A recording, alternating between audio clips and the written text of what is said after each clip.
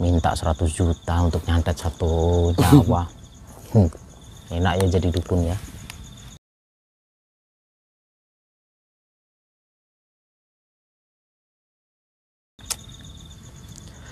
Nyantet 100 juta. Kalau saya jadi dukun santet berapa ya? 100 juta tapi nggak punya kemampuan. 100 juta tapi nggak nyantet beneran. Jadi dia itu sebetulnya, mereka itu dukun-dukun ini nggak nyantet. Nah terus apa? Ngambil uangnya aja. Gitu. Setahu saya kalau nyantet bener-bener itu ya miliaran, nggak murah. Iya Gus. Miliaran.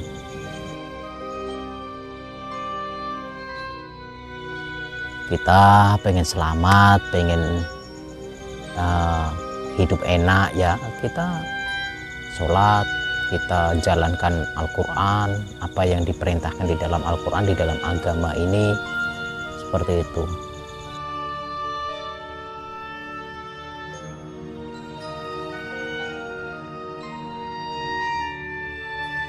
Dalam tayangan video ini, Gus Nur Syamsun kembali mendatangi dukun penakluk cewek yang seolah-olah bisa santet orang-orang. Sejujurnya, era sekarang ini banyak sekali modus penipuan yang dilakukan para dukun untuk mengelabui beberapa orang berduit yang haus kekuasaan dan kepentingan, dengan cara-cara yang ilegal.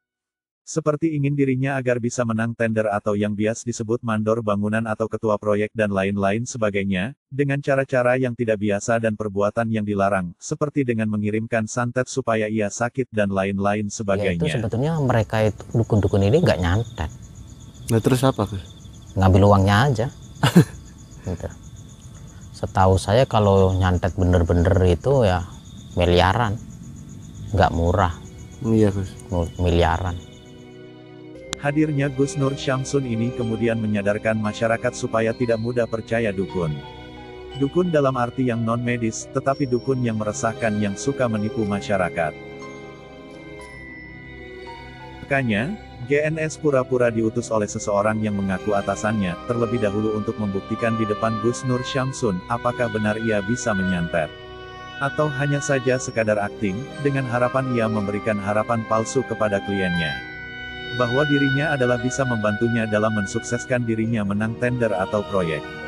Yaitu dengan meyakinkan para tamunya bahwa kompetitor klien akan sakit dan lain-lain sebagainya.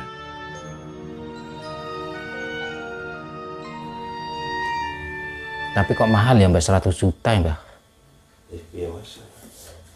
Saya sudah bawa uang Mbak. Itu 100 juta, tadi saya ambil 100 juta, tapi saya pinjam teman. Itu pinjam teman, bos saya sudah transfer, tapi kan nggak bisa diambil 100 juta Mbak. Akhirnya saya ke rumah teman pinjam. Nah, alhamdulillah di situ teman saya memberikan saya uang dengan jaminan mobil saya harus ditinggal di situ. Jadi saya menggadekan mobil saya Mbak. Saya kesini tuh tadi diantar sama dia ada di sana Mbah, di pertigaan sana. Terus karepe piye wis? Saya mangi rame-rame bengi wis karepe piye tak eloni. Ya, saya pengennya untuk dibuktikan mbahnya bisa nyantet bener atau enggak gitu loh. Saya pengennya gitu. Dengan bukti santet saya. Kalau bisa gitu. Di santet sakit aja udah. Iya, soalnya saya sudah mencari orang pinter kesana kesini nggak bisa nyantet saya Mbak. Kan saya lebih hebat dari orang pintar Mbak. Wah, berarti GGE sampai ini harus jajal aku ini. Saya nggak jajal Mbak. Tapi saya kan memang disuruh, ditugaskan sama bos saya untuk mencari orang yang bener-bener bisa nyantet Mbak. Kalau bisa nyantet saya, berarti kan bisa nyantet bos saya, istrinya bos saya Mbah. Lah selama ini banyak dukun-dukun atau orang pintar yang saya datangi, ternyata mereka ngapusi Mbah, berbohong. GGE sampai nih dua anu apa ngetesin baik gitu. Saya nggak ngetes Mbah, saya kan disuruh tugas Mbah. Ya terus piye Mbah? Lah Kan bos saya minta bukti, Mbah. Bisa nyantet nggak gitu loh.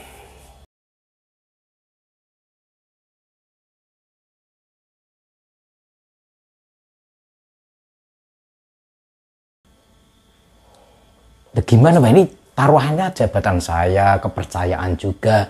Saya sudah bawa uang 100 juta Mbak.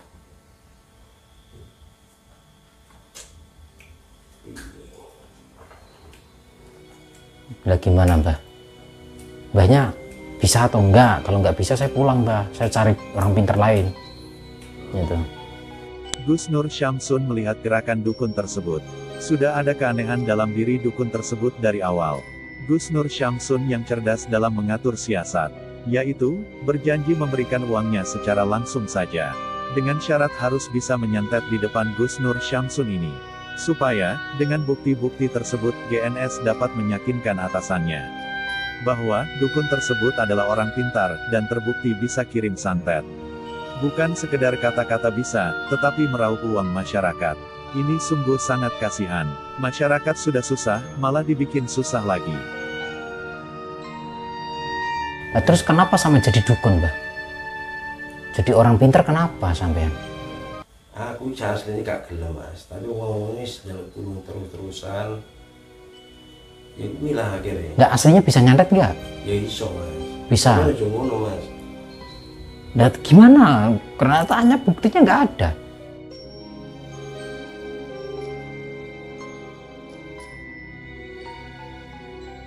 Saat Gus Nur Syamsun meminta dukun membuktikan, si dukun malah menunjukkan muka bingung. Sembari membuat narasinya, yang seolah-olah bahwa santet akan berhasil pada orang-orang yang berbuat kesalahan.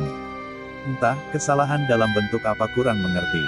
Gus Nur Syamsun berpura-pura menamparkan kameramennya, sembari mengatakan ke dukun, bahwa ini dirinya sudah berbuat kesalahan.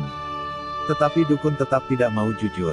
Selanjutnya, karena si dukun tersebut sudah tidak bisa melakukan, akhirnya gimana agar dukun tersebut membuktikan, dengan cara GNS meminta dukun tersebut bersedia diserang. Nah dari situ, peperangan pun dimulai. Nggak boleh marah Mbah. Ini, jadi saya akan bikin kesalahan sama Mbah. Itu ya. Boleh Mbah saya bikin kesalahan Mbah? Maksudmu kesalahan apa? Nah, jadi begini Mbah. Saya punya cara Mbah untuk melakukan kesalahan. Ya. Supaya Mbahnya mau membuktikan ilmu santetnya. Nah.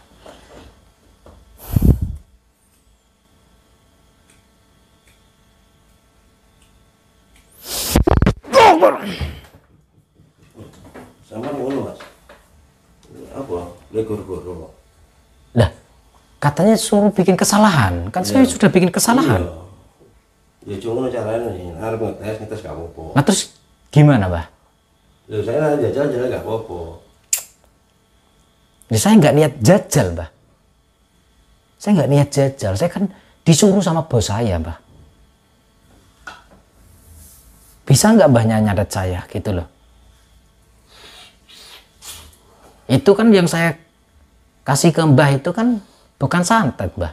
Iya, tapi pukulan kan. Iya itu pukulan. Iya. Kalau nantang Mbahnya mau. Ya terserah, Pak turuti wis. Tapi tantangan persahabatan ya Mbah. Iya, orang apa. Ya saya nantang Mbah di sini Mbah.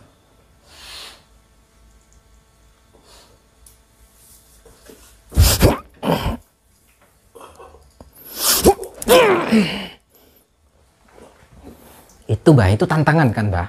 Nah, bisa nggak nyantet saya? Ini tantangan loh Mbah. Tadi saya suruh nyantet nggak mau, sekarang tantangan mau. Ya sudah saya tantang Mbah. Itu katanya punya ilmu Mbah.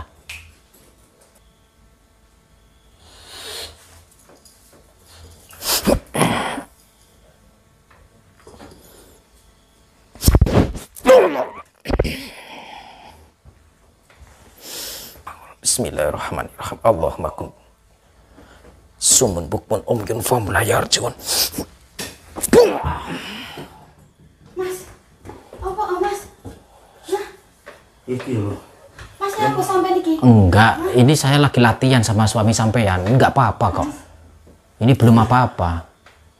Mas sampai apa Mas? Ayo, masih lanjut enggak, Mbah?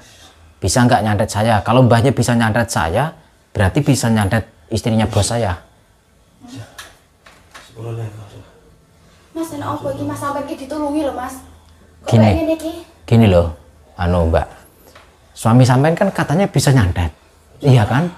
Nah, saya suruh nyantet saya, buktikan dulu. Lah, dia nggak bisa membuktikan nyantet saya. Tapi gak kayak ngene Mas carane sampean kuwi. Sampeyan arep mateni bojoku masa ngene iki. Lah kalau mau matiin gini caranya. Bismillahirrahmanirrahim. Allahumma kunca sifatin cahaya agung cahaya mulia sifatin Allah. Nurku ya nur Muhammad rupaku amat dengan jagat gede. Jagat cilik saya dengan perso saya dengan sabda teki sakarsan Allah berkekali wa la haula wa la quwwata illa billah. Allahu Akbar.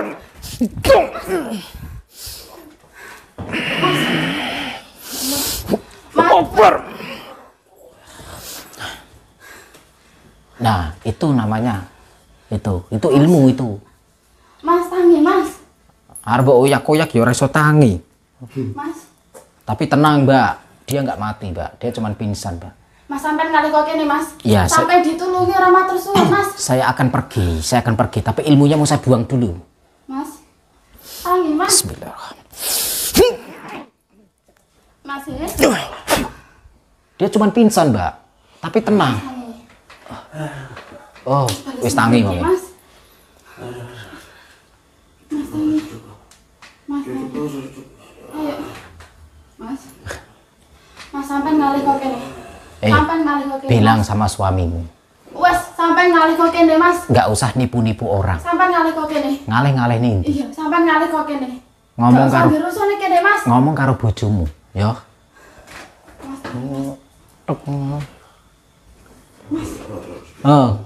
Keloni kuwi bojomu kuwi. Adek, cedek. Iya, Gus. Balik.